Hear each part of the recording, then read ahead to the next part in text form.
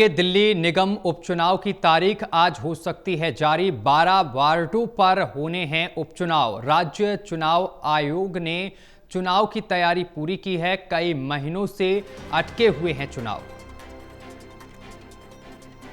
तो बड़ी और अहम जानकारी हम आप तक पहुंचा रहे हैं, जहां आपको बता दें कि दिल्ली निगम उपचुनाव की तारीख आज हो सकती है जारी। 12 वार्डों पर होने हैं उपचुनाव। राज्य चुनाव आयोग ने जारी की है, तैयारी पूरी कर ली है और बताते चले कि कई महीनों से अटके हुए हैं चुनाव।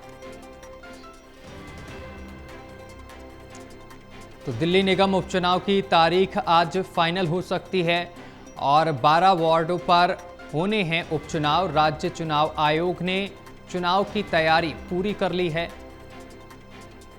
कई महीनों से अटके हुए हैं चुनाव। तो लगातार ये बड़ी जानकारी हम आप तक पहुंचा रहे हैं, जहां आपको बताते चले कि चुनाव आयोग की तरफ से पूरी तैयारियां कर ली गई हैं और दिल्ली निगम उपचुनाव की तारीख आज हो सकती है जारी।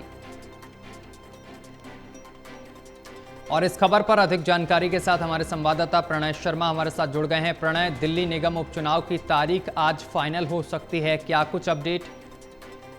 बिल्कुल, देखिए सत्यम, आज ये जो सूत्र बता रहे हैं उनके हिसाब से आज क्योंकि 12 सीटें हैं, उन सीटों पर उपचुनाव होना है। कई दिनों से ये मामला अटका हुआ है।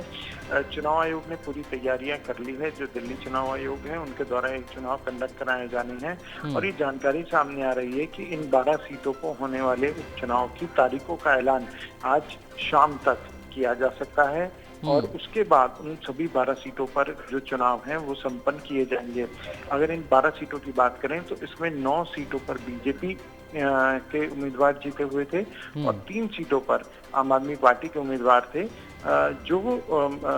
जो पार्षद के बाद अब विधायक बन गए थे और बीजेपी के भी पार्षद के बाद विधायक बने, जिसमें से एक सीट की अगर हम बात करें तो जो कमलजीत सहरावत थी वो सांसद चुन ली गई थी, तो उस वजह से उनकी सीटें खाली है।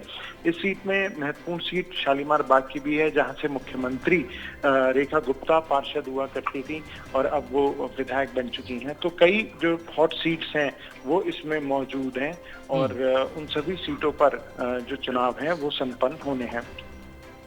प्रणय, इसके साथ ही जो हॉट सीट हैं यहाँ पर चुनाव टिकट की अगर बात की जाए तो किस तरीके के कयास यहाँ पर देखने को मिल रहे हैं? क्या कुछ सुगबुगाहट देखने को मिल रही है?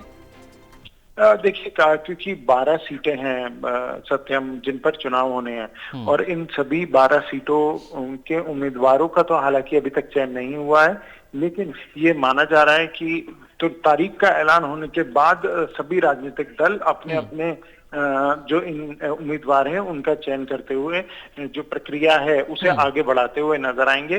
पहले ये डिक्लेयर हो जाए कि आखिर जो चुनाव हैं वो कब होने हैं, उसके बाद राजनीतिक दल अपनी तरफ से जो आगे की प्रक्रिया है उसे आगे बढ़ाते हुए नजर आएंगे। बिल्कुल प्रणय, बहुत शुक्रिया आपका हमारे साथ जुड़ने के लिए और तमाम जानकारी साझा करने के लिए।